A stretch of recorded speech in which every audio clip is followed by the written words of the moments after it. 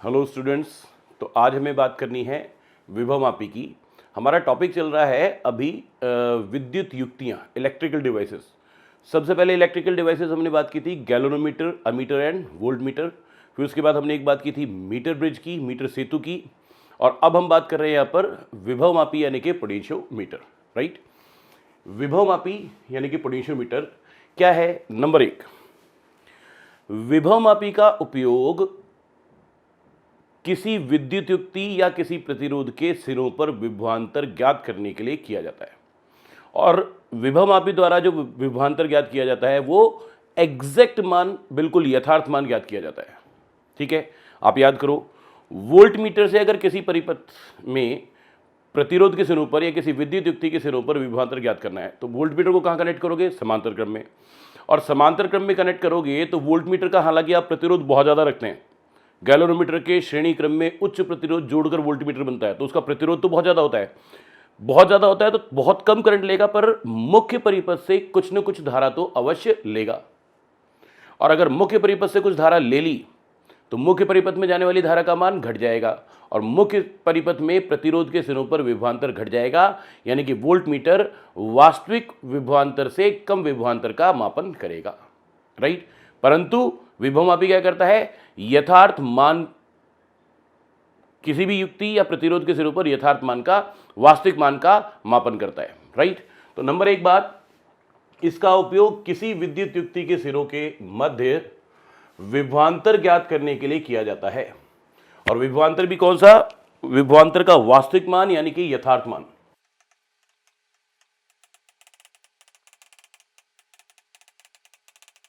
ठीक है जी, पहली बात। दूसरी बात, विभवमापी वास्तव में विभवमापी है क्या?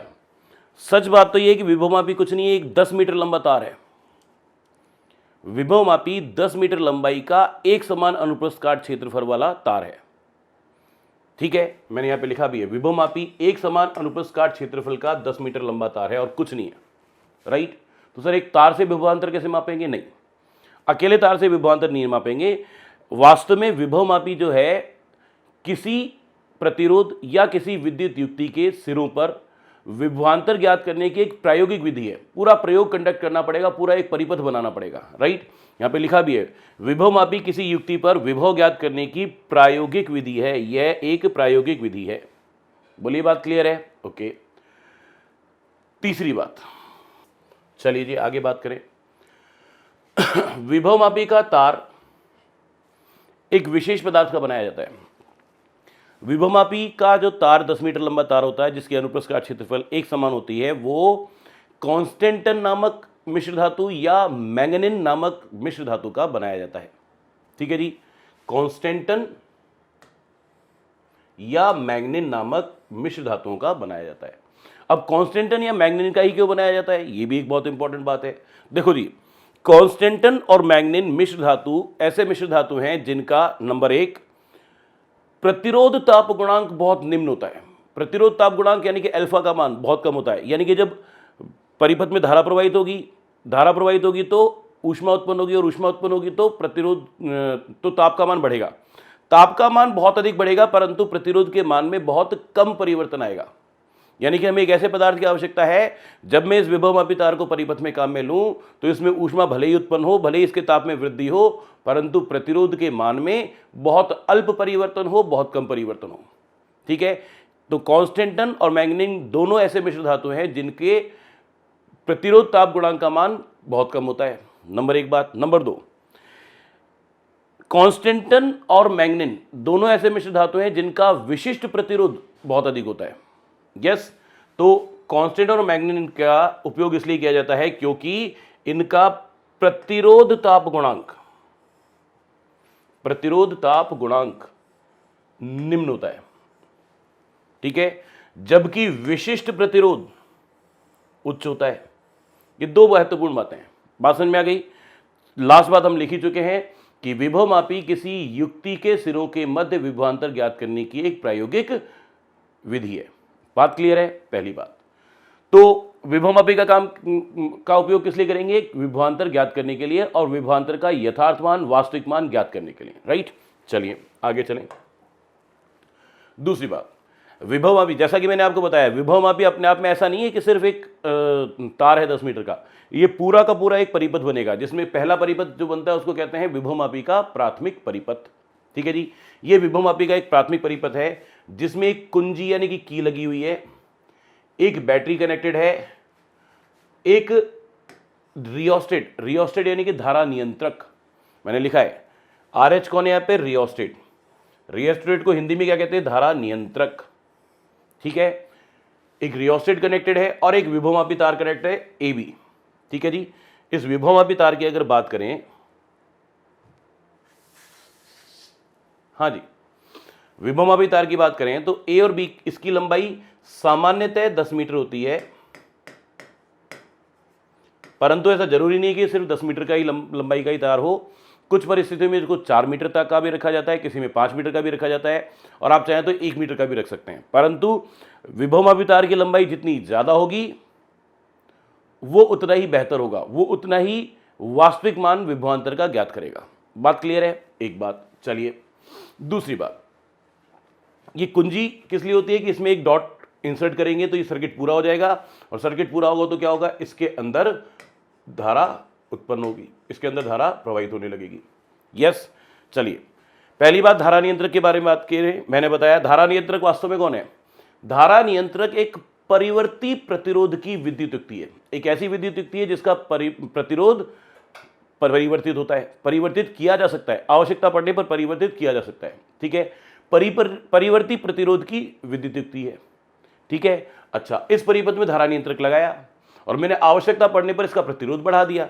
ये जो जॉकी है इसको पकड़ के इस तरफ खींच लिया, स्लाइडर को इधर खींचेंगे तो क्या होगा, मान लो ये यहां पे आ गया, तो अब ये यहां से लेकर यहां तक का प्रतिरोध इसमें काम आएगा, इतना प्रतिरोध इसमें काम आएगा। प्रतिरोध बढ़ गया, जब प्रतिरोध बढ़ गया तो पूरे परिपथ का तुल्य प्रतिरोध बढ़ गया, पूरे परिपथ का तुल्य प्रतिरोध बढ़ा तो धारा का मान घट गया।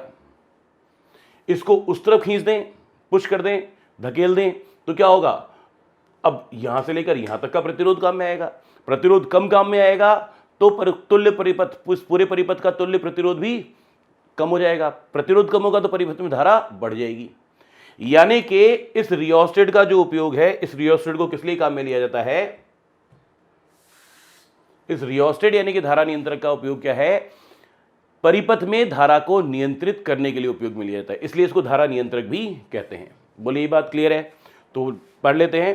धारा नियंत्रक वास्तव में एक परिवर्ती प्रतिरोध वाली युक्ति है जिसका उपयोग परिपथ में धारा नियंत्रित और आवश्यकता अनुसार परिवर्तित करने के लिए किया जाता है।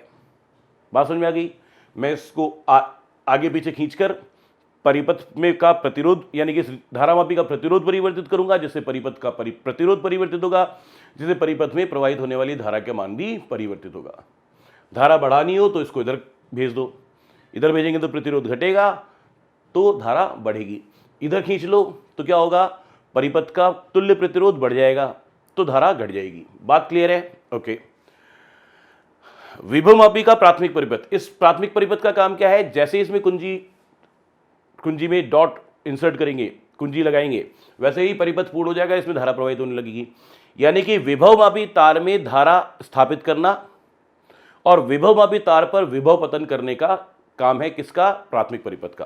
तो लिखा हुआ है विभवमापी के प्राथमिक परिपथ का उपयोग विभवमापी तार में धारा स्थापित करने एवं विभवमापी तार पर विभव उत्पन्न करने के लिए किया जाता है। बोलिए बात क्लियर है? तो ये एक इंपॉर्टेंट बात है क्या, कि विभवमापी का प्राथमिक परिपथ, अगर प्राथमिक परिपथ ही नहीं होगा तो फिर कुछ नहीं होगा। और जब तक इस विभवमापी तार में धारा प्रवाहित नहीं होगी तब तक कुछ नहीं होगा। जब तक इस विभवमापी तार के पूरी लंबाई पर कुछ विभव पतन नहीं होगा, पोटेंशियल ड्रॉप नहीं होगा, तब तक कोई काम नहीं होगा। बात क्लियर है? ओके, आगे चलते हैं। देखिए जी, अब मुझे यहां पे बात करनी है इंपॉर्टेंट बात, विभव प्रवणता। विभव प्रवणता किसे कहते हैं? विभवमापी तार की विभव प्रवणता का मतलब विभवमापी तार की प्रति एकांक लंबाई पर विभव पतन, विभवमापी तार की प्रति एकांक लंबाई पर विभव पतन।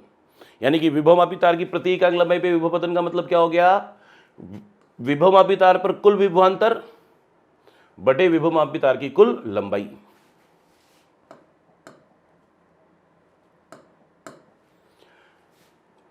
कुल विभवांतर विभवमापी तार के सिरों पर कुल विभवांतर बटा विभवमापी तार की कुल लंबाई, यानी कि विभवमापी तार की प्रति एकांक लंबाई पर विभव पतन। राइट, तो लिखा है विभवमापी तार की प्रति एकांक लंबाई पर विभव पतन के मान को उस विभवमापी तार की विभव प्रवणता कहते हैं। इसको स्मॉल x से दर्शाया जाता है और इसको VPM अपॉन LPM, PM मतलब पोटेंशियोमीटर, लिखा जाता है। राइट, एक बात। दूसरी इंपॉर्टेंट बात, आगे चलें।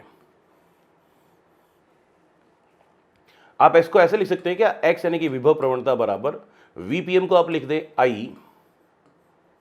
देखो इस परिपथ में धारा प्रवाहित हुई, कितनी धारा प्रवाहित हुई, कैपिटल I। ठीक है जी, और इस कैपिटल I धारा के कारण इसमें कुछ, अच्छा, इस विभवमापी तार का प्रतिरोध कितना है, RPM, और इसकी लंबाई कितनी है, LPM। यस, यहां से लेकर यहां तक की लंबाई LPM लिखी है। अच्छा जी, तो मैंने विभव पतन, विभवमापी तार पे कुल विभव पतन को क्या लिखा, धारा इंटू प्रतिरोध, धारा कितनी I और प्रतिरोध विभवमापी तार का V RPM बटे LPM लिखा हुआ है। यस, तो आप इसको कैसे लिख लेंगे, आप इसको लिख लेंगे विभव प्रवणता बराबर I into RPM upon LPM। Yes, एक इंपॉर्टेंट बात, इसको मैं यहां पे समीकरण नंबर 1 लिख के छोड़ देता हूं। ठीक है, अब विभवमापी तार के लिए आपको क्या बताया गया था, सबसे पहली बात कि विभवमापी तार 10 मीटर लंबाई का एक समान अनुप्रस्थ काट का तार है। मैं लिख देता हूं,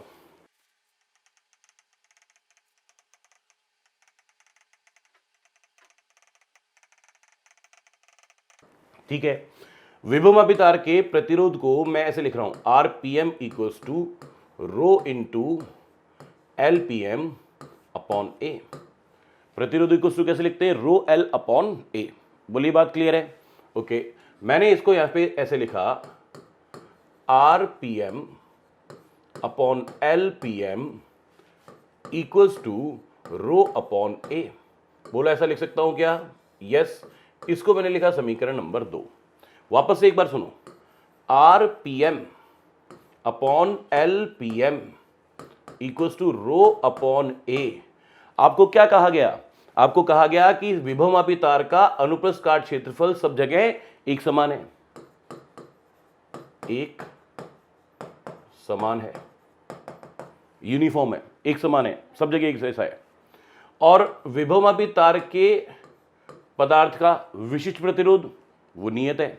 विशिष्ट प्रतिरोध क्या है, वो भी नियत है। क्यों नियत है? क्योंकि ये संपूर्ण विभवमापी तार या तो कांस्टेंटिन का बना होगा या संपूर्ण विभवमापी तार मैग्नीन का बना होगा, एक ही पदार्थ का बनेगा। तो पूरे तार के लिए रो का मान भी कांस्टेंट है, रो भी कांस्टेंट, ए भी कांस्टेंट। तो इससे आपके पास क्या आ जाएगा, RPM upon LPM equals to rho upon A equals to constant. बोलिए, ये बात क्लियर है क्या?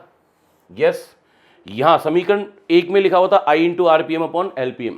ये बात पक्की हो गई कि LPM अपॉन LPM का, RPM अपॉन LPM का मान क्या रहेगा, नियत रहेगा। RPM अपॉन LPM का मान क्या रहेगा, नियत रहेगा, कांस्टेंट रहेगा। हाँ या ना? फिर भी मैं इसको ऐसे लिखता हूं, समीकरण 1 व 2 से क्या लिखूंगा, मैं लिखूंगा विभव प्रवणता इक्वल्स टू I, धारा तो ऐसे कैसे, और RPM अपॉन LPM को क्या लिख रहा हूं, रो अपॉन A। देखो ये लिखा हुआ आपके पास रो अपॉन A, तो आप क्या लिखेंगे, इसको लिख देंगे रो अपॉन A। आप क्या देख पा रहे हैं, रो भी कांस्टेंट, A भी कांस्टेंट, और इस पूरे परिपथ में धारा का मान भी कांस्टेंट, संपूर्ण विभवमापी में धारा का मान भी नियत। जितनी धारा यहां से प्रवेश करेगी उतनी ही धारा यहां पर पहुंचेगी। बोली बात सही? यानी कि संपूर्ण विभवमापी तार में सब जगह पर धारा का मान एक समान रहेगा। तो मैं क्या कहूं, धारा भी एक समान और रो अपॉन A भी कांस्टेंट। यस, और इन दोनों से मिलकर मेरे पास क्या रिजल्ट पहुंच गया, मेरे पास रिजल्ट पहुंच गया, यहां से लिख रहा हूं x equals to I into rho upon A, जिसकी वैल्यू क्या हो गई, कांस्टेंट। बोलो, ये बात क्लियर है क्या? और ये एक बहुत इंपॉर्टेंट फैक्टर है। इस विभव मापी द्वारा विभव पतन या विभवांतर ज्ञात करने के लिए ये सबसे इंपॉर्टेंट फैक्टर है क्या, कि विभव मापी तार की संपूर्ण लंबाई पर विभव प्रवणता का मान नियत रहता है। विभव मापी की तार की संपूर्ण लंबाई पर सभी स्थानों पर प्रति एकांक लंबाई में विभव पतन का मान यानी कि विभव प्रवणता का मान सदैव नियत रहता है। यस, मैं इसको आगे बात करता हूं।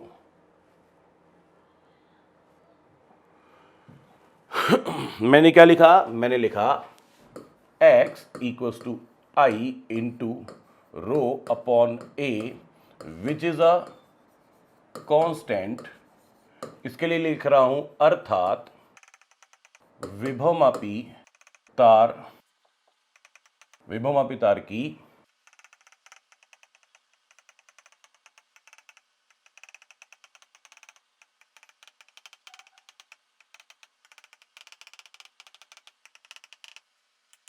ये एक इंपॉर्टेंट नोट है, बहुत ही इंपॉर्टेंट बात है क्या, विभव मापी तार की प्रति एकांक लंबाई पर विभव पतन अर्थात विभव प्रवणता का मान संपूर्ण विभव मापी तार के लिए एक समान रहता है। बात क्लियर है जी? ओके, ये हमने बात की किसकी, विभव प्रवणता की, राइट। अब इससे थोड़ा सा आगे चलें और यहां पे बात करें विभव मापी का द्वितीयक परिपथ। ठीक है जी, एक मिनट, चलो जी। ये विभव मापी तार का विभव मापी का द्वितीयक परिपथ है। प्राथमिक परिपथ का काम क्या था, धारा स्थापित करना, विभव मापी में धारा को स्थापित करना। ठीक है जी, और विभव मापी तार में विभव पतन करना, विभव प्रवणता की बात करी थी। Yes, okay. धारा नहीं होगी तो विभव पतन नहीं होगा, विभव पतन नहीं होगा तो विभव प्रवणता की बात नहीं होगी, विभव प्रवणता नहीं होगी तो फिर द्वितीयक परिपथ का कोई फायदा नहीं है। तो ये पहली बात, ये तो था प्राथमिक परिपथ, यहां लिख देता हूं प्राथमिक परिपथ, और ये है द्वितीयक परिपथ।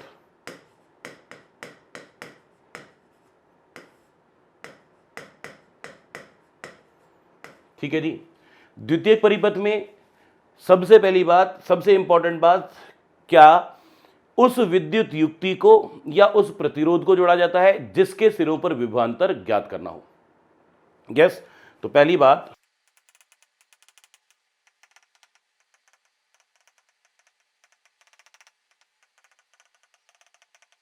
द्वितीयक परिपथ में उस विद्युत युक्ति अथवा प्रतिरोध को जोड़ा जाता है जिसके सिरों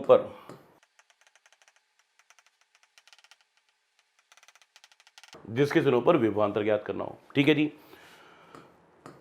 यहां पे ये P और Q के बीच में खाली दिख रहा है, एक्चुअल में उस युक्ति को जिसके सिरों पर विभवांतर ज्ञात करना है वो P और Q के मध्य जोड़ना है।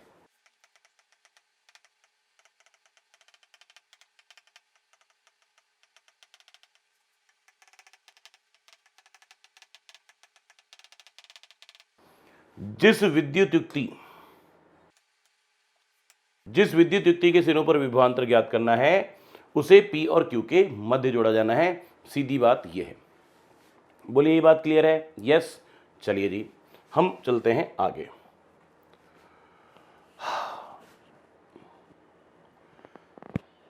प्रिंसिपल ऑफ पोटेंशियोमीटर, विभव मापी का सिद्धांत। देखो जी, विभव मापी के सिद्धांत में कुछ एक महत्वपूर्ण बातें हैं, एक एक करके समझते हैं। सबसे पहली बात, ये जो विभव मापी है ये शून्य विक्षेप के सिद्धांत पर आधारित है। देखो यहां धारा मापी है, धारा मापी के शून्य विक्षेप के सिद्धांत पर आधारित है।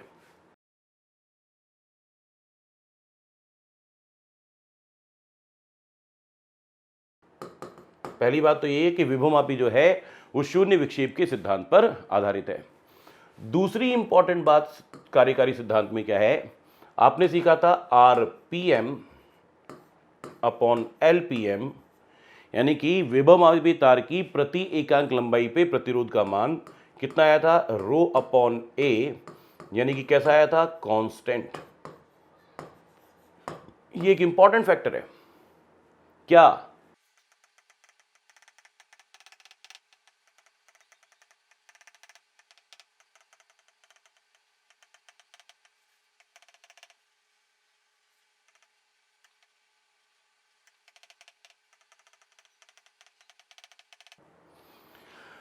विभवमापी तार की प्रति एकांक लंबाई पर प्रतिरोध का मान संपूर्ण विभवमापी तार के लिए एक समान रहता है। ये एक बहुत इंपॉर्टेंट फैक्टर है, क्योंकि प्रति एकांक लंबाई पर प्रतिरोध का मान नियत नहीं रहता, समान नहीं रहता, तो विभव प्रवणता भी समान नहीं होती। और तीसरी इंपॉर्टेंट बात यह है एक्स यानी कि विभव प्रवणता।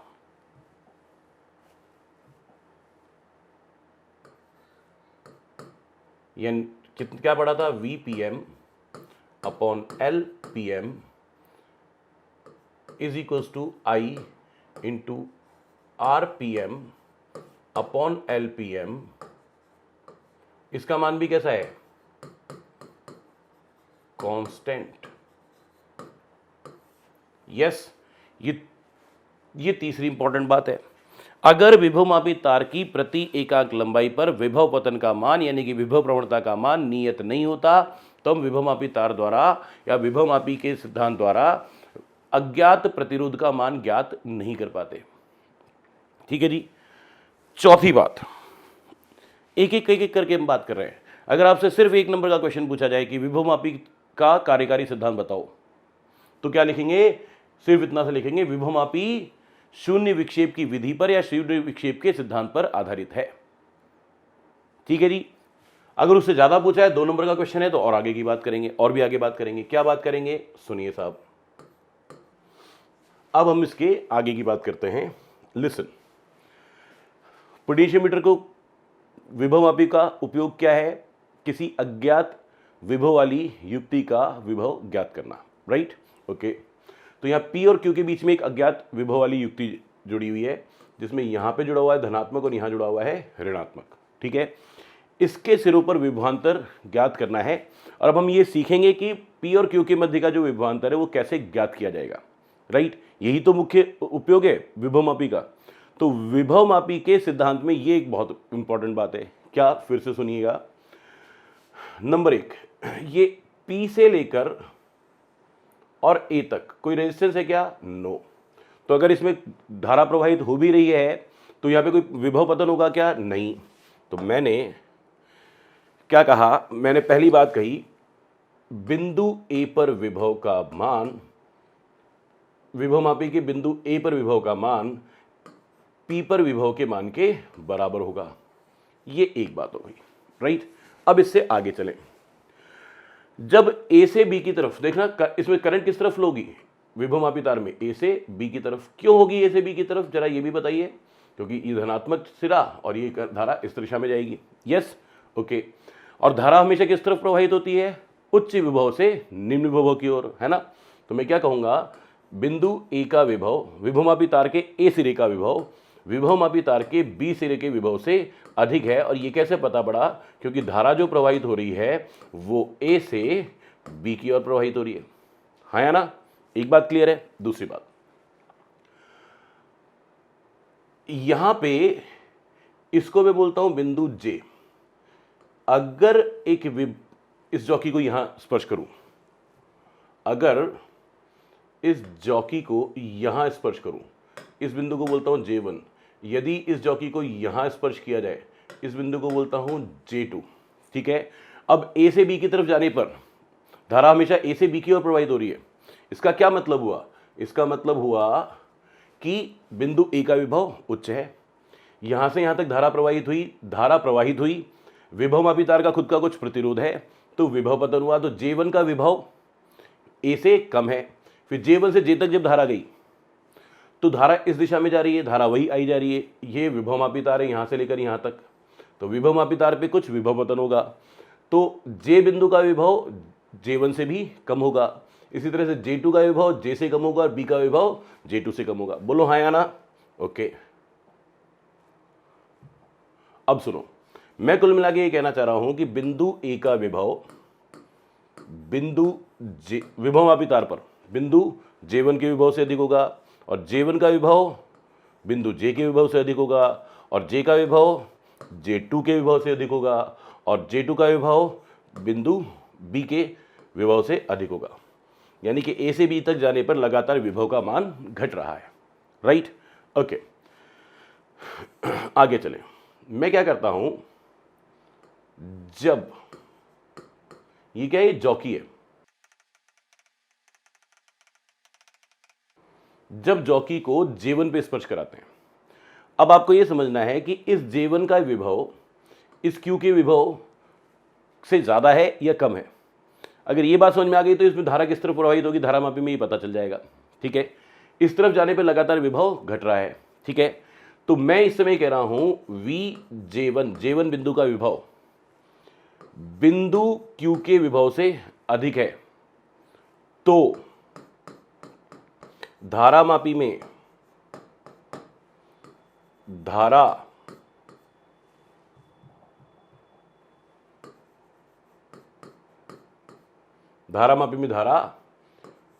J1 से Q की ओर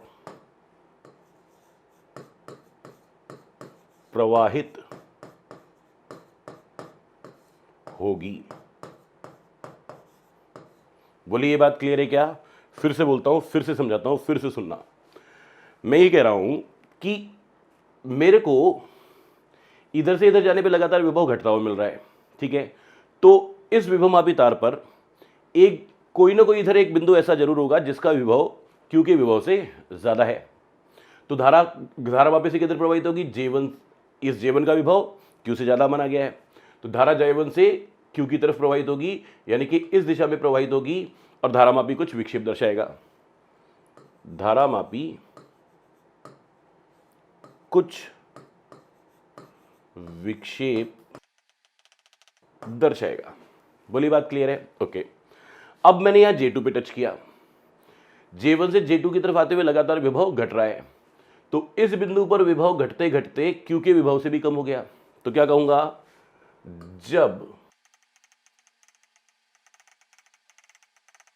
जब J2 पे स्पर्श कराते हैं तो क्या कहूंगा? Q का विभव अब J2 बिंदु के विभव से अधिक है, अतः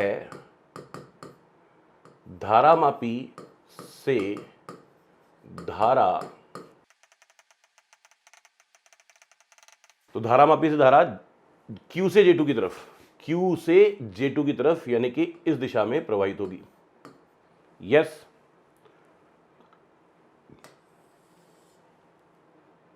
तथा धारामापी विपरीत दिशा में विक्षेप दर्शाएगा।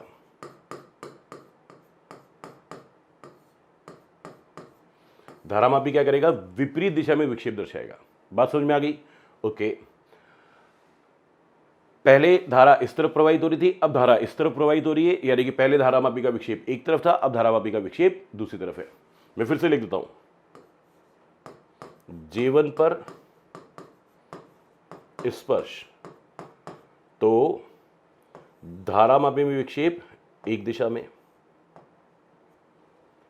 और जब J2 पर स्पर्श कराएंगे तो धारामापी में विक्षेप दूसरी तरफ होगा। यस, धारामापी में विक्षेप की दिशा बदल रही है, इसका मतलब धारा की दिशा बदल रही है। इसका क्या मतलब हुआ कि एक बिंदु J1 है, एक बिंदु J2 है, एक का विभव उच्च है, एक का विभव निम्न है, एक बिंदु का विभव Q के विभव से अधिक है, एक बिंदु का विभव Q के विभव से कम है। यस, अब इसको उल्टे प्रोसेस में समझो। आप कहेंगे कि सर आपने J1 का विभव Q से अधिक क्यों माना, J2 का विभव Q से कम क्यों माना? नहीं, एक्चुअल में मैंने क्या किया, जॉकी एक ऐसी होती है जो पूरे वायर से कनेक्टेड है, मैंने इसको यहां टच करके देखा तो विक्षेप एक तरफ, फिर यहां टच करके देखा विक्षेप दूसरी तरफ। इसका मतलब दोनों बिंदुओं पर स्पर्श करने पर धारा की दिशा एक दूसरे के विपरीत है, यानी कि एक बिंदु का विभव Q से अधिक है, दूसरे बिंदु का विभव Q से कम है। हाँ या ना? फिर मैंने यहां टच किया, विक्षेप वापस एक तरफ, फिर यहां टच किया, विक्षेप दूसरी तरफ, यानी कि अभी भी इस बिंदु का विभव Q से अधिक है और इस बिंदु का विभव Q से कम है। राइट? फिर मैंने यहां टच किया और यहां टच किया, यहां टच किया तो विभव एक तरफ, वहां J2 पे टच किया तो विभव दूसरी तरफ। इसका मतलब अभी भी J1 का विभव Q से अधिक है और J2 का विभव Q से कम है। यस, बात समझ में आ रही है? इसका मतलब इन दोनों बिंदुओं के मध्य एक ऐसा बिंदु अवश्य होना चाहिए जिसका विभव एग्जैक्टली क्यू के विभव के बराबर हो। फिर से समझना, एक बिंदु का विभव क्यू से अधिक है, दूसरे बिंदु का विभव क्यू से कम है, इधर से इधर जाने पर लगातार विभव घटता है, यानी कि एक बिंदु ऐसा अवश्य होगा जिसका विभव इस क्यू के विभव के बराबर होगा। बोलो हाँ या ना? यस, बस यही बात अब आगे लिखनी है।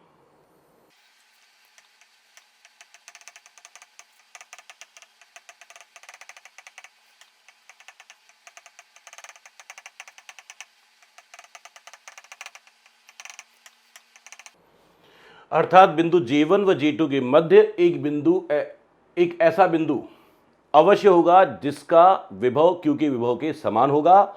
उस बिंदु को हम क्या कह रहे हैं? यहां पर J कह रहे हैं, यानी कि VJ is equal to VQ। अतः जब जॉकी को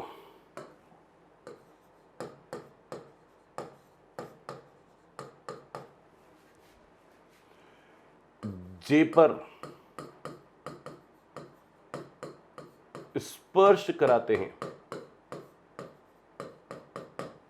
अतः जब जॉकी को J पर स्पर्श कराते हैं तब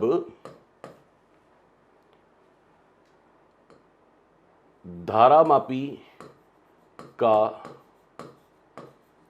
विक्षेप शून्य होगा, अर्थात धारामापी से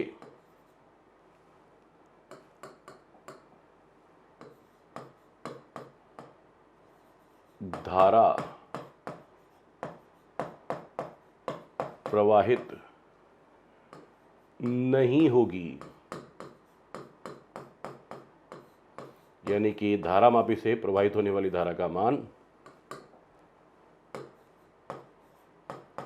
0 होगा।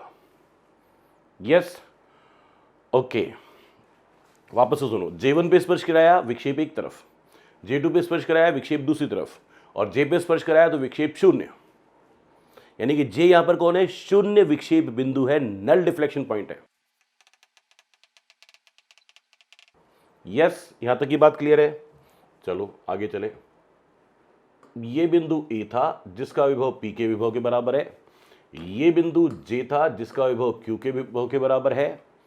VP equals to VA, VQ equals to VJ, क्योंकि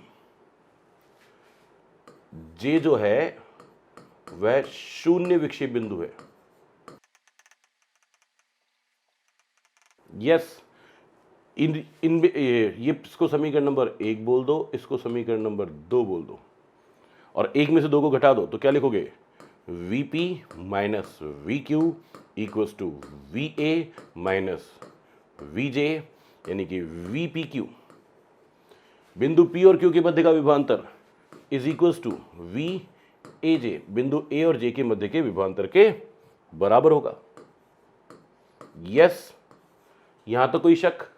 बहुत इंपॉर्टेंट बात है। देखो जी,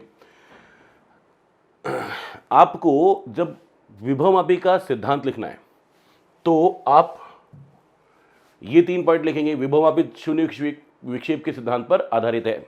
नंबर 2, विभवमापी तार की प्रति इकांक लंबाई में प्रतिरोध का मान संपूर्ण विभवमापी तार पर एक समान होता है। नंबर 3, विभव प्रवणता का मतलब विभवमापी तार की प्रति एकांक लंबाई पर विभव पतन का मान विभवमापी तार की संपूर्ण लंबाई पर सब जगह एक समान होता है। ये तीसरा पॉइंट। और चौथी बात, ये सारी बातें आपको सिर्फ समझाने के लिए लिखी गई हैं, समझाया गया है, पर चौथी बात क्या लिखेंगे? ये कि शून्य विक्षेप की स्थिति में A का विभव तो P के विभव के बराबर है, J का विभव Q के विभव के बराबर है, यानी कि P और Q के मध्य का विभवांतर A और J के मध्य के विभवांतर के बराबर है। हाँ या ना? और ये शून्य विक्षेप बिंदु प्राप्त हुआ है, ये जो शून्य विक्षेप बिंदु प्राप्त हुआ है, ये A सिरे से कितनी दूरी पे प्राप्त हुआ है? L दूरी पर, राइट? तो मैं ये कहता हूं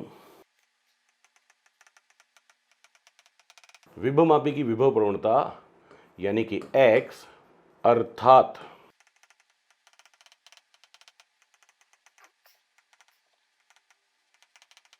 इस विभवमापी तार की विभव प्रवणता का मान x है और विभव प्रवणता का मान नियत है, यानी कि प्रति एकांक लंबाई पर विभव पतन का मान नियत है। तो एकांक लंबाई पे विभव पतन x, तो l लंबाई पे विभव पतन x इंटू एल। यस, तो आप क्या लिखेंगे, v A J is equals to x into L. बोलो हाँ या ना। इस विभवमापी तार की प्रति एकांक लंबाई पे विभव पतन x, अगर x यानी कि विभव प्रवणता का मान पता है तो l लंबाई से गुणा करो, आपको a और j के मध्य का विभवांतर प्राप्त हो जाएगा। बोलो बात सही है क्या? Yes, okay. तो और aj के मध्य का विभवांतर प्राप्त हो गया तो आपके पास pq के मध्य भी विभवांतर ज्ञात हो गया। v pq is equal to v aj equal to x into L. आपने क्या किया, अज्ञात विभव वाली युक्ति का विभव पतन, अज्ञात विभव वाली युक्ति का विभवांतर ज्ञात कर लिया विभव प्रवणता से। बोलिए हाँ या ना। और यही तो हम बात कर रहे थे, विभवमापी का काम ही क्या है, अज्ञात विभव वाली युक्ति का विभवांतर ज्ञात करना। तो वापस से सुनो, 3 पॉइंट आपने वहां पे लिखे थे। नंबर 1 शून्य विक्षेप विधि पर आधारित है। नंबर 2 प्रति एकांक लंबाई पर प्रतिरोध का मान नियत रहता है। नंबर 3 विभव प्रवणता यानी कि प्रति एकांक लंबाई पर विभव पतन का मान वो भी नियत रहता है। नंबर 4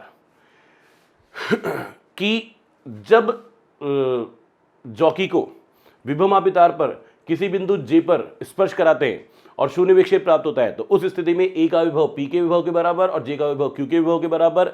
इसका मतलब A और J के मध्य का विभवांतर P और Q के मध्य के विभवांतर के बराबर है। ये वाली सारी रामायण लिखेंगे। और विभवमापी तार की विभव प्रवणता हमें पहले से पता अगर है तो हम इसको इस संतुलन लंबाई, यहां पे स्मॉल एल को क्या लिख सकता हूं, मैं लिख देता हूं, स्मॉल एल को मैं लिख रहा हूं संतुलन लंबाई। अगर विभव प्रवणता का मान पता है तो संतुलन लंबाई से इसको गुणा करके हम लोग ए और जे के मध्य का विभवांतर ज्ञात कर सकते हैं, जो कि पी और क्यू के मध्य के विभवांतर के बराबर है। यह हुआ विभवमापी का कार्यकारी सिद्धांत। एक बार फिर से बताना चाहूंगा, 1 नंबर का क्वेश्चन बोर्ड एग्जाम में पूछा जाए कि विभवमापी किस सिद्धांत पर आधारित है, तो आप सीधे सीधे शब्दों में क्या लिखेंगे, विभवमापी शून्य विक्षेप के सिद्धांत पर आधारित है, बात खत्म। 2 नंबर का क्वेश्चन पूछा जाए कि विभवमापी का कार्यकारी सिद्धांत लिखिए, तो नंबर 1 विभवमापी शून्य विक्षेप के सिद्धांत पर आधारित है। नंबर 2 विभवमापी की प्रति एकांक लंबाई पर विभव पतन का मान यानी कि विभव प्रवणता का मान विभवमापी तार की संपूर्ण लंबाई पर एक समान होता है। यस, अतः शून्य विक्षेप की स्थिति में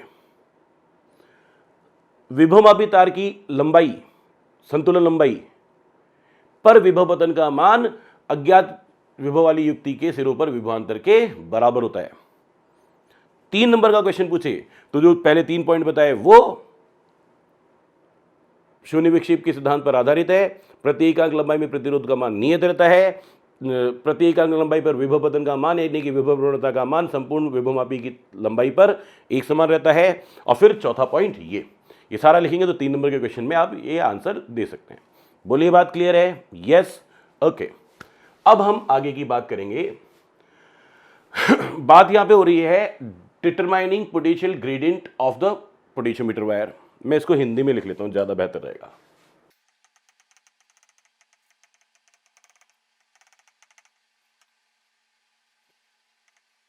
विभवमापी तार की विभव प्रवणता ज्ञात करना। सुनिए जरा मेरी बात। यह है ए और बी के मध्य कौन है, विभवमापी तार। तो इसको लिख देता हूं, इसका कुछ प्रतिरोध होगा जिसको लिख रहा हूं RPM, resistance of potentiometer wire. विभवमापी तार का प्रतिरोध कुछ न कुछ तो होगा ही।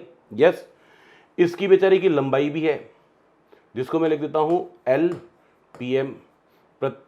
ये इसकी विभवमापी तार की लंबाई हो गई।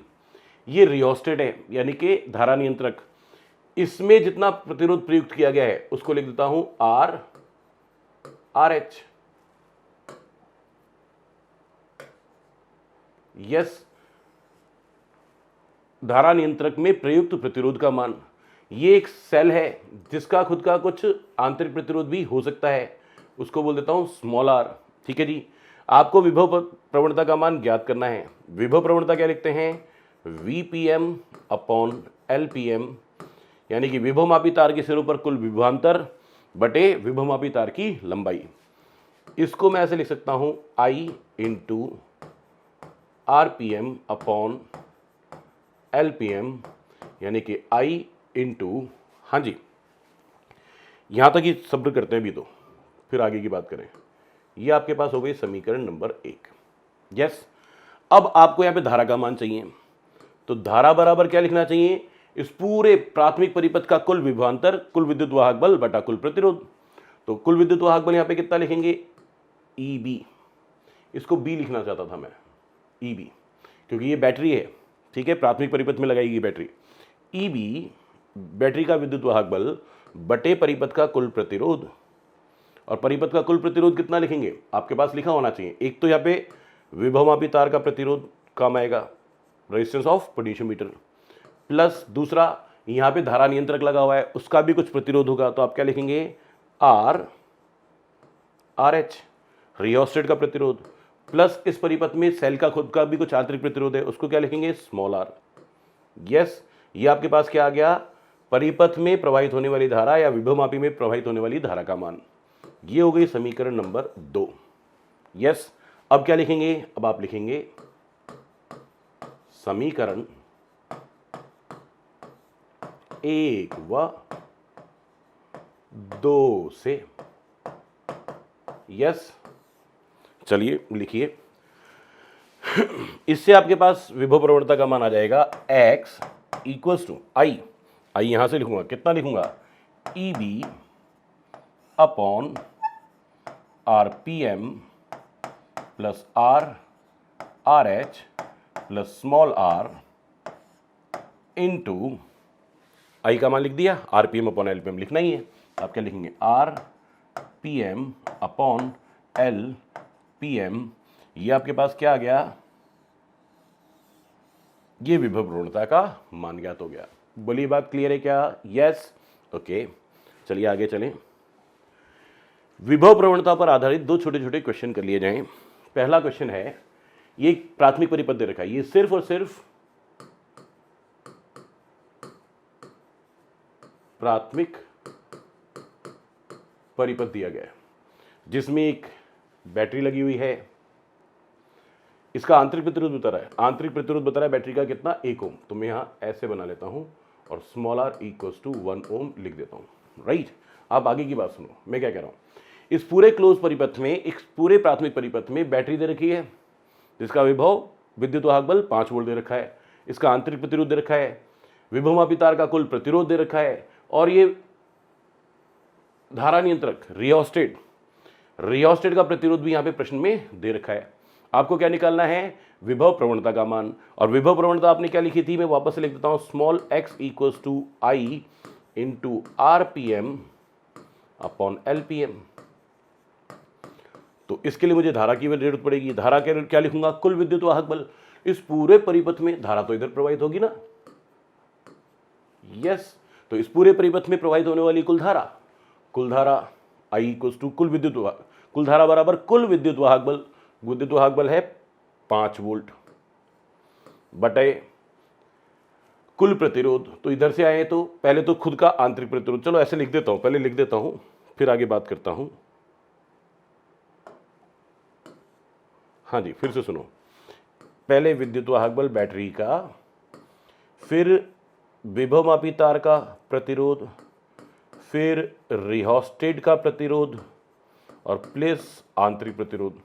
इन वैल्यूज को लिखा तो ऊपर 5 वोल्ट लिखा, विभवमापी तार का प्रतिरोध 20 ओम, फिर रियोस्टेट का प्रतिरोध दे रखा है कितना, 19 ओम, और आंतरिक प्रतिरोध दे रखा है कितना, 1 ओम।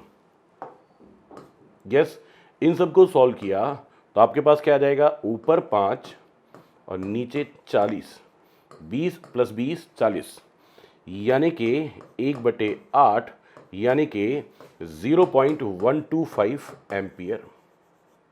बोलिए बात क्लियर है। ये हमारे पास धारा आ गई, बस विभव प्रवणता निकालनी है। तो x इक्वल्स टू क्या लिखेंगे, आप भी बताएं, 1/8, ये तो धारा का मान इसमें रखा, इंटू RPM का मान 20 और एलपीएम का मान, एलपीएम ये रहा 10। सॉल्व करोगे तो x इक्वल्स टू, यहाँ पे 0 से 0 काट दो, 2 बचेगा, 2 से 8 को काटा तो 1/4 यानी कि 0.25 वोल्ट पर मीटर। ये आपके पास विभव प्रवणता के लिए आंसर आ गया। बोली बात क्लियर है। इस तरह से एक और क्वेश्चन दिया गया है। क्या क्वेश्चन कहता है, देखो ये एक प्रश्न है जिसमें 10 वोल्ट विद्युत वाहक बल की बैटरी दे रखी है जिसका आंतरिक प्रतिरोध 1 ओम दे रखा है। ये देखा स्मॉल आरपीएम। ये स्मॉल आरपीएम क्या है मेरे भी समझ में नहीं आ रहा, परंतु अगर मात्रक देखो तो समझ में आ रहा है। क्या दे रखा है, 0.5 ओम प्रति मीटर। स्मॉल आरपीएम इज 0.5 ओम प्रति मीटर। तो आरपीएम निकालना होगा तो क्या करना पड़ेगा, स्मॉल आरपीएम इंटू एलपीएम। प्रति एकांक लंबाई का प्रतिरोध दे रखा है, ओम प्रति मीटर लिखा है ना, प्रति एकांक लंबाई का प्रतिरोध दे रखा है तो उसकी कुल लंबाई से गुणा कर दो, आपके पास कुल प्रतिरोध आ जाएगा। आप लिख लो आरपीएम इक्वल्स टू 0.5 इंटू कुल लंबाई 10 यानी कि 5 ओम। ये क्या आ गया, विभवमापी तार की का कुल प्रतिरोध। Yes, okay. प्रश्न कहता है यदि विभवमापी तार की विभव प्रवणता का मान 0.25 वोल्ट प्रति मीटर हो, 0.25 वोल्ट प्रति मीटर हो। लो जी, तो प्रतिरोध बॉक्स में प्रयुक्त प्रतिरोध का मान ज्ञात करो। इसके प्रतिरोध को मैं मान लेता हूं कितना, कैपिटल आर। और अब इसको सॉल्व कर लेता हूं तो विभव प्रवणता बराबर I into RPM upon LPM. विभव प्रवणता आई को डायरेक्ट लिखता हूं E B upon R P M plus R plus small R. बोलो सही लिखा क्या, ये विभवमापी तार का कुल प्रतिरोध, ये कैपिटल आर कौन प्रतिरोध बॉक्स का प्रतिरोध, स्मॉल आर कौन सेल का आंतरिक प्रतिरोध, तो कुल धारा आ जाएगी इससे। और ये आरपीएम अपॉन एलपीएम को लिख दो स्मॉल आरपीएम। विभवमापी तार का कुल प्रतिरोध बटे कुल लंबाई यानी कि प्रति एकांक लंबाई पर प्रतिरोध, यानी कि प्रति एकांक लंबाई पर प्रतिरोध वो पहले से दिया हुआ है। तो आप क्या लिखेंगे, x इक्वल्स टू ऊपर 10 नीचे आरपीएम 5, कैपिटल आर की वैल्यू पता नहीं, आंतरिक प्रतिरोध 1 ओम इनटू ये दे रखा है 0.5। जब सॉल्व करेंगे तो x की वैल्यू भी लिख दो 0.25 इक्वल्स टू ऊपर 10 नीचे 6 प्लस आर और यहां पे 0.5। यस, अब जब आगे सॉल्व करेंगे तो क्या लिख सकते हो, यहां पे इस 0.25 से 0.5 को कैंसिल करके 2 लिख सकता हूं। यस और नो, बस आगे सॉल्व हो ही जाएगा। तो लेफ्ट हैंड साइड पे आपके पास क्या बचा, 1। हाँ जी, लेफ्ट हैंड साइड पे क्या बचा, 1। राइट हैंड साइड पे क्या बचा, 10 इंटू ये 2 10 से मल्टीप्लाई होगा तो 20 अपॉन 6 प्लस आर। इसको उधर ले गए तो क्या होगा, तो आपके पास हो जाएगा 6 प्लस आर इक्वल्स टू 20। तो आर इक्वल्स टू 14 ओम, यानी कि प्रतिरोध बॉक्स में प्रयुक्त प्रतिरोध का मान आ गया 14 ओम। बात क्लियर है? Yes, okay. अब हम चलते हैं आगे। हाँ जी, मुझे आगे इस टॉपिक में पढ़ना है विभवमापी का मानकीकरण, और मानकीकरण मतलब स्टैंडर्डाइजेशन। तो उसके लिए हम पहले यहां पे बात करेंगे मानक सेल। मानक सेल मतलब स्टैंडर्ड सेल। स्टैंडर्ड सेल कौन है, हम दो सेलों को स्टैंडर्ड सेल यानी कि मानक सेलों की भांति प्रयुक्त करते हैं। एक है लेक्लांशिये सेल, दूसरा है डेनियल सेल। क्यों काम में लेते हैं, क्योंकि लेक्लांशिये सेल का विद्युत वाहक बल निश्चित होता है। लेक्लांशिये सेल का जो विद्युत वाहक बल होता है वो 1.125 वोल्ट होता है, निश्चित है, फाइनल है ये, ठीक है। इस तरह से डीएनएल सेल का जो विद्युत वाहक बल होता है वो भी निश्चित होता है, वो कितना होता है 1.08 वोल्ट होता है। ठीक है, अगर किसी विभवमापी तार की विभव प्रवणता ज्ञात करनी हो प्रायोगिक विधि से तो हमें मानक सेलों की आवश्यकता पड़ती है। इसलिए मैं पहले आपको मानक सेल यानी कि स्टैंडर्ड सेल पढ़ा रहा हूं। तो दो मानक सेल होते हैं, एक लैग्रांज सेल जिसका विद्युत वाहक बल 1.125 वोल्ट होता है, दूसरा डीएनएल सेल जिसका विद्युत वाहक बल 1.08 वोल्ट होता है। परंतु ये सेल होते कैसे हैं वो भी समझना पड़ेगा, राइट। तो ये मैंने यहाँ पे लैग्रांज सेल बनाने की कोशिश की है, जिसमें ये तो एक प्लास्टिक बॉक्स है,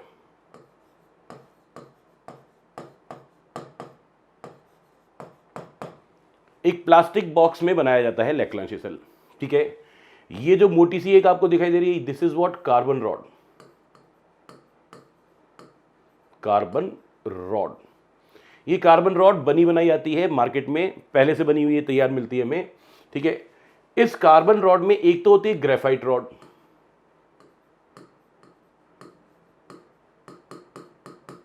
ग्रेफाइट रॉड। ग्रेफाइट रॉड कौन सी, जिससे पेंसिल बनती है, यस, ये वही वाला ग्रेफाइट है, राइट। और इसके अंदर यहां पे ये जो इसको एक पॉट के अंदर भरा गया है, पोरस पॉट में मटका जैसा होता है, मटका कैसा होता है, पोरस पॉट। पोरस पॉट को हिंदी में बोलते हैं संरंध्र पात्र, जिसमें बारीक बारीक छिद्र होते हैं, जिसमें से द्रव तो बाहर नहीं आता पर बहुत हल्का हल्का एयर पास हो सकती है। यस, सुनिए, ये जो है ना, ये कार्बन रॉड, इसके अंदर एक ब्लैक कलर का पेस्ट होता है। ये कौन सा पेस्ट होता है, आपका देखा हुआ है, जो ड्राई सेल होते हैं उनको फोड़ेंगे तो उसमें क्या मिलेगा, ब्लैक कलर का पेस्ट भी मिलेगा और ग्रेफाइट रॉड में मिलेगी। वो जो ब्लैक कलर का पेस्ट है वो कौन है, वो है ये MnCl2 और NH4Cl, मैग्नीज क्लोराइड और अमोनियम क्लोराइड का पेस्ट है। ठीक है, दूसरी ये कौन है, ये है जिंक रॉड, ये है जिंक रॉड। ठीक है, और ये जो अंदर द्रव दिखाई दे रहा है ये कौन है, अमोनियम क्लोराइड का घोल। फिर से सुनो, एक प्लास्टिक का डब्बा लिया, उसमें पानी डाला, पानी में अमोनियम क्लोराइड का पाउडर डाल दिया, जिससे क्या बन गया, अमोनियम क्लोराइड का घोल। एक रेडीमेड कार्बन रॉड आती है उसको रखा, एक जिंक रॉड को रखा, और ये बन गया आपका सेल, जिसमें ये कार्बन रॉड के अंदर जो ग्रेफाइट रॉड है वो तो कैसे व्यवहार करेगी, बैटरी के या सेल के धनात्मक की भांति, और जिंक रॉड कैसे व्यवहार करेगी, सेल के ऋणात्मक की भांति। और ये बनाकर आप जैसे इन दोनों के बीच में वोल्ट मीटर लगा के चेक करोगे तो विद्युत वाहक बल बताया जाएगा कितना, 1.125 वोल्ट। यस, तो ये है हमारा DNL cell, sorry Lagrange cell. इसी तरह से अगली बात करें हम यहाँ पे डीएनएल सेल की। डीएनएल सेल में ये जो पात्र है ये है कॉपर पॉट, तांबे का पात्र। ठीक है, ये है पोरस पॉट, संरंध्र पात्र, पोरस पॉट। ठीक है, जिसके अंदर एक लिक्विड डाला गया है। ये जो लिक्विड है ये कौन है, ये है सल्फ्यूरिक एसिड। ठीक है, H2SO4 डाइल्यूटेड H2SO4 डाला गया है। ठीक है, उसके अंदर रखी गई है एक जिंक रॉड। ये जो कॉपर पॉट है, तांबे का पात्र, उसके अंदर भी एक घोल है, यह है कॉपर सल्फेट का घोल। यह है कॉपर सल्फेट का घोल, यानी कि नीला तोता जिसे आप कहते हैं, राइट। अच्छा जी, इसमें जो पात्र में खुद में एक स्क्रू लगाया गया है जो कैसे व्यवहार करता है, बैटरी के धनात्मक टर्मिनल की भांति, और एक जिंक रॉड लगाई गई जो कि कैसे काम करती है, बैटरी के ऋणात्मक की भांति। पात्र खुद धनात्मक टर्मिनल की भांति और संरंध्र पात्र में रखी हुई जिंक रॉड ऋणात्मक की भांति व्यवहार करती है। ठीक है जी, और इसका जो विद्युत वाहक बल होता है वो स्टैंडर्ड 1.08 वोल्ट होता है। बोली बात क्लियर है क्या? Yes, okay. अब हम आज के लास्ट टॉपिक पे आते हैं, बाकी की बात करेंगे कल। स्टैंडर्डाइजेशन ऑफ पोटेंशियोमीटर यानी कि विभवमापी का मानकीकरण, राइट। अभी बात करते हैं।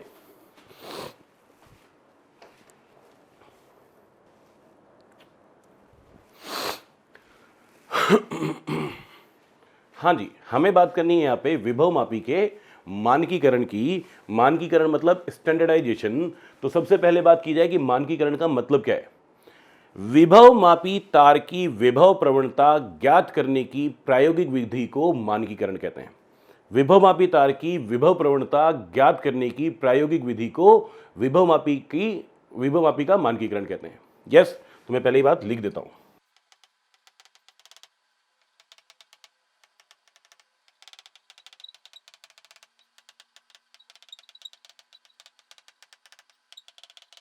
विभवमापी तार की विभव प्रवणता ज्ञात करने की प्रायोगिक विधि को विभवमापी का मानकीकरण कहते हैं। दूसरी इंपॉर्टेंट बात, विभवमापी का मानकीकरण सिर्फ तभी हो सकता है जब आप एक मानक सेल यानी कि स्टैंडर्ड सेल का उपयोग द्वितीयक परिपथ सेकेंडरी परिपथ में काम में लें। यस, ये इसका सेकेंडरी परिपथ है, सेकेंडरी सर्किट। यस, और यहां पे जो सेल आप काम में ले रहे हो, ये कैसा सेल है? ये मानक सेल है। मानक सेल यानी कि स्टैंडर्ड सेल, या तो ये लैक्लांशियन सेल है या डीनेर सेल है। कुल मिलाकर इसका विद्युत वाहक बल मुझे पता है, कुल मिलाकर इसका विद्युत वाहक बल मुझे पता है। Yes, okay. अब देखो, ये प्राइमरी सर्किट है। इस प्राइमरी सर्किट में धारा प्रवाहित कराने के लिए इस कुंजी में एक डॉट लगा देते हैं। जैसे कि परिपथ पूर्ण हो जाता है, परिपथ पूर्ण होने के कारण इस परिपथ में धारा प्रवाहित होने लगती है और विभवमापी तार पे विभव पतन होता है। Yes, okay. तो पहली बात, सबसे पहला काम क्या करते हैं? प्राथमिक परिपथ को पूर्ण करते हैं। क्या करके? कुंजी लगाकर। की लगाकर इसको पूर्ण करते हैं। फिर नंबर 2, ये जॉकी को पहले यहां पे टच किया, एक तरफ डिफ्रैक्शन, फिर यहां टच किया, दूसरी तरफ विक्षेप, फिर यहां टच किया, एक तरफ विक्षेप, फिर यहां स्पर्श किया, दूसरी तरफ विक्षेप। यानी कि इन बिंदुओं के मध्य में एक बिंदु ऐसा है जहां पे क्या प्राप्त होगा? शून्य विक्षेप। फिर यहां पे स्पर्श किया, जिस बिंदु का नाम कितना है? क्या है? जे। ठीक है, जहां पे विक्षेप क्या प्राप्त होता है? शून्य।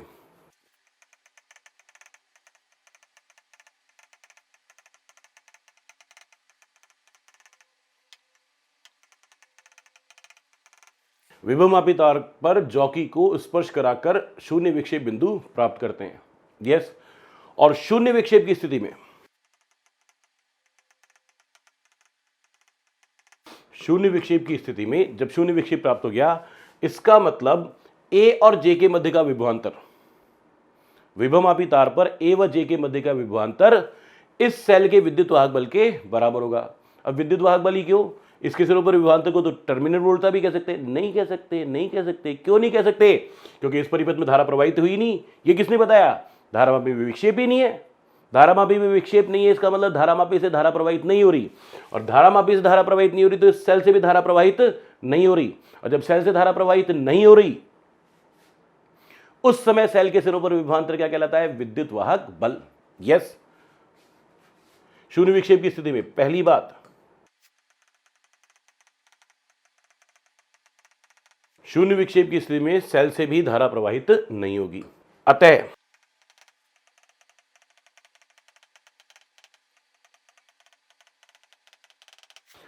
सेल से भी धारा प्रवाहित नहीं होगी, अतः सेल के सिरों पर विभवांतर उसके विद्युत वाहक बल यानी कि ईएमएफ के समान होगा। यस। नंबर 2,